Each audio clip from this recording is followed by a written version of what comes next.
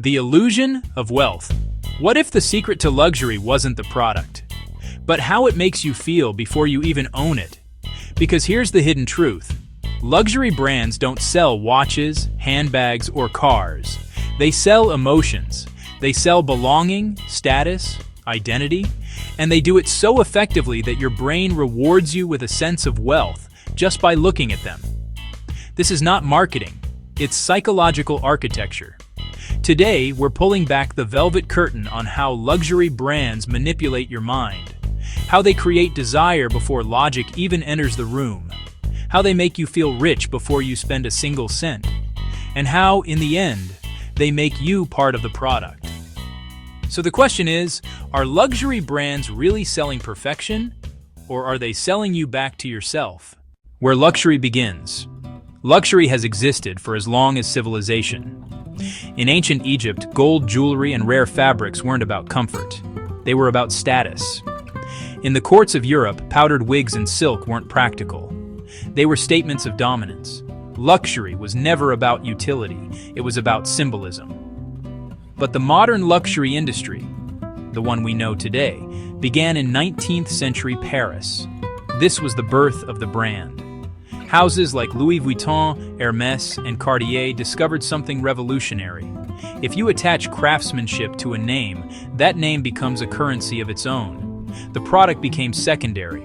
The perception became everything. Fast forward to today, and luxury has evolved into a multi-trillion-dollar psychology machine, driven by branding, storytelling, and subtle manipulation of human emotion. Let's uncover exactly how it works. The psychology of desire. The foundation of luxury marketing rests on one timeless human weakness. We crave meaning more than material. When we see a luxury brand, we don't just see a product, we see a story. That story tells us, you're not buying this object, you're buying who you could be. This illusion is rooted in symbolic consumption, a concept from psychology that explains how people use brands to express identity and status. Luxury products serve as mirrors for aspiration. You don't need to own them to feel them. Your brain releases dopamine and serotonin just imagining yourself in possession of them. That's why window displays, glossy ads, and influencer unboxings work so powerfully. They simulate ownership. Luxury marketing doesn't just sell, it conditions. When marketing became theater, by the mid-20th century, luxury branding transformed into performance. Fashion shows weren't created to display products. They were designed to create myths. Each runway told a story of exclusivity, confidence, seduction, or rebellion. Brands like Chanel and Dior mastered this early. They didn't talk about materials or stitching. They talked about elegance, freedom, power. They weren't selling fashion, they were selling philosophy. Then came Bernard Arnault and LVMH, who industrialized the art of luxury psychology. He realized that you can scale emotion the way you scale production, by controlling the story, scarcity, and cultural capital. That's why LVMH owns not just brands, but worlds. Every champagne bottle, perfume ad, and leather bag operates under one principle. Luxury isn't what it costs, it's what it feels like. When luxury becomes illusion. But there's a paradox in luxury. The more people can afford it, the less luxurious it feels. To preserve exclusivity, brands began creating psychological barriers instead of economic ones.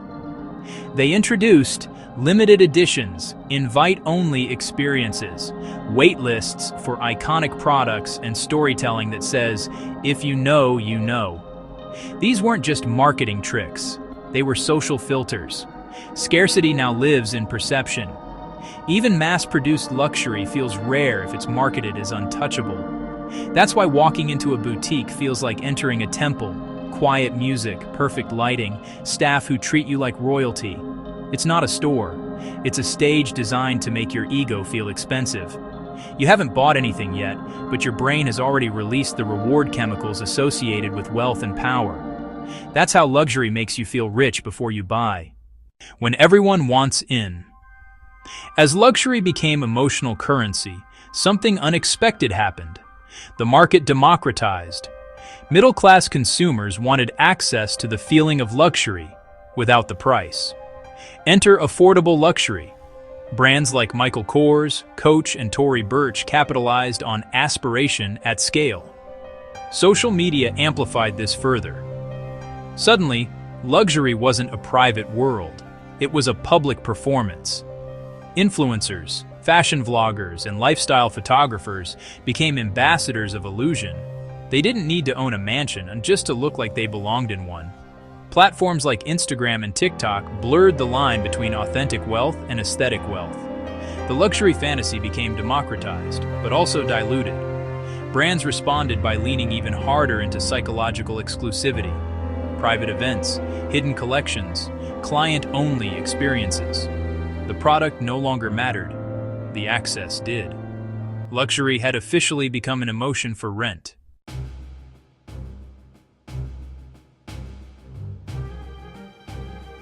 With mass exposure came an identity crisis. Consumers began to question what luxury meant in a world where anyone could fake it. Counterfeits flooded markets. Influencer culture made everything feel performative. And Gen Z, the new wave of buyers, started rejecting traditional luxury in favor of authenticity. Brands scrambled to adapt. They started storytelling around craft, heritage, sustainability, and purpose. But even that became a performance. Green luxury, ethical exclusivity. In the end, the game didn't change, only the script. Luxury brands learned that authenticity itself could be marketed.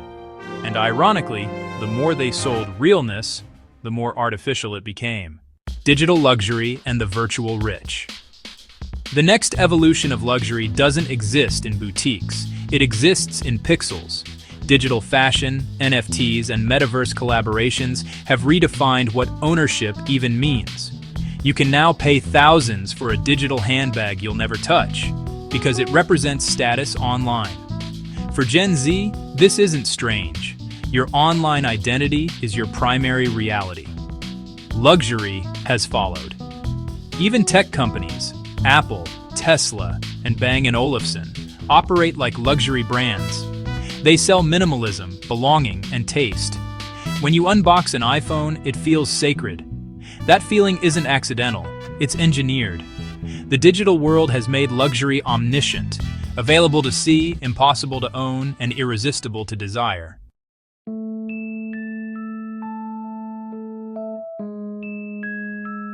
Every luxury brand plays with 5 core psychological levers. Status. You're not buying a product. You're buying elevation above others.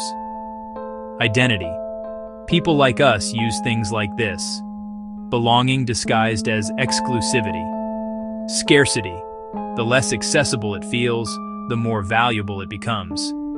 Ritual. Packaging, unboxing, and presentation signal importance. Dream. The narrative. Every brand crafts a vision of life just beyond your reach. These elements are designed to synchronize with your limbic system, the emotional core of the brain that drives desire. The result? You feel wealthy not after purchase, but during anticipation. Luxury brands aren't waiting for you to buy. They've already captured the part of you that dreams about buying.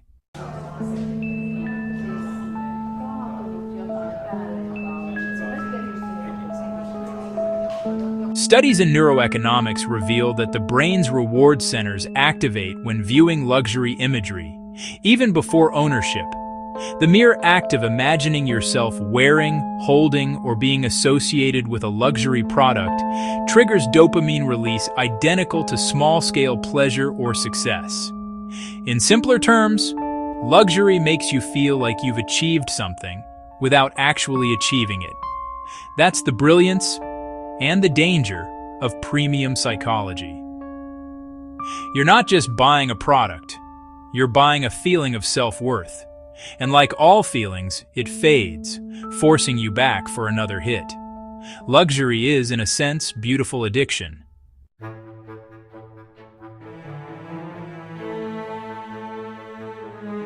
The future of luxury isn't just physical or digital, it's algorithmic. AI now curates personalized luxury experiences. Data-driven fashion platforms analyze your preferences, social status, and even personality to suggest products that perfectly match your self-image. This creates a new kind of exclusivity. Customized status. Every user feels special. Every recommendation feels just for you. And because it feels authentic, your resistance drops. It's no longer about mass prestige. It's about personal prestige. Luxury has become intimate, predictive, and invisible. The algorithm has become the new stylist, and possibly the new manipulator. Luxury isn't about money, it's about emotion. Brands don't sell products. They sell the feeling of belonging, beauty, and worth. Exclusivity is psychological, not financial. You don't need $1 million to crave status, only the belief that it's slightly out of reach. Desire is engineered. From store lighting to packaging, every element is designed to make your brain release the chemical of satisfaction before purchase. That's the secret to feeling rich. The luxury paradox. Luxury tells you it's about individuality, but in truth, it's about conformity to an ideal you didn't create. Every luxury ad whispers, "You're special." But the moment you believe it, you've already joined the crowd. The more we chase the feeling of wealth, the more we confuse value with validation. And that's how luxury wins, not by selling products, but by selling meaning to people searching for it. If this video helped you see luxury through a new lens, hit like and subscribe. But this time, not for validation, for awareness. In the next episode, we'll explore something just as psychological. The marketing psychology behind premium pricing, why expensive feels better. Until then, stay conscious, stay curious, and remember, the richest feeling in the world isn't luxury. It's knowing you don't need it.